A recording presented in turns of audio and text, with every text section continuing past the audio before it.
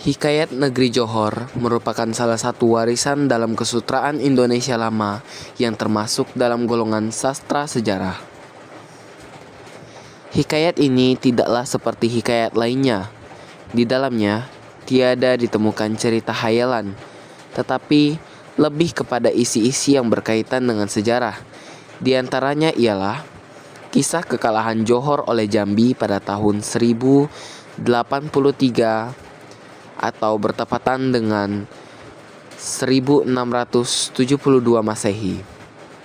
Selain itu, hikayat ini juga mengisahkan tentang sejarah raja-raja dari suku Bugis di Riau dan Selangor.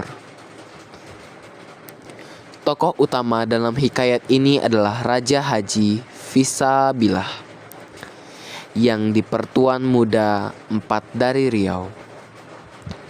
Meskipun hikayat ini berjudul Johor, namun kawasan yang dirujuk ialah kawasan Kesultanan Johor di masa lampau, di mana sempadan Indonesia dan Malaysia belum ada.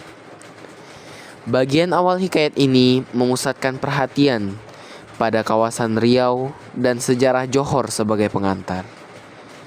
Manakala bagian akhir lebih menceritakan kawasan Selangor yang masih kuat dipengaruhi oleh raja-raja keturunan Bugis ketika Riau sudah dikalahkan Belanda. Oleh Haji Said.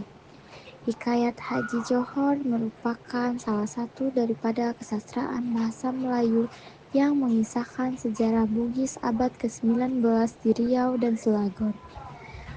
Menurut Haji Said Sulaiman, selepas pemangkatan Sultan Mahmud Manggut di Juang, maka terputuslah nasab keturunan Sultan Johor. Selepas pemangkatannya, kerajaan Johor diperintahkan oleh golongan bendahara Sri Maharaja Padang Saudana Johor. Setelah kejatuhan Malaka pada tahun 1511, Sultan Auddin Riyaya Saha II membina kerajaan baharu di Johor Lama.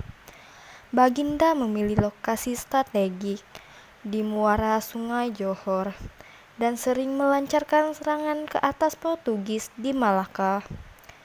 Johor menjadi pusat perdagangan penting, menjalani hubungan diplomatik dengan kuasa asing seperti Belanda. Hikayat juga menyebut mitos tentang pergi ajaib di Johor Lama, yang airnya tidak pernah kering dan dikatakan mampu menyembuhkan penyakit. Namun Johor Lama akhirnya diserang dan dimusnahkan oleh Aceh, memaksa sultan dan rakyat yang berpindah. Walaupun begitu, semangat rakyat Johor tetap utuh dan Kesultanan Johor terus bangkit. Negeri Johor digambarkan sebagai pusat perdagangan yang ramai, dengan perdagangan dari berbagai bangsa seperti Arab, Cina, dan India datang untuk berdagang. Hubungan diplomatik negeri Johor dengan negara-negara lain termasuk Belanda yang nantinya membantu negeri Johor melawan Portugis.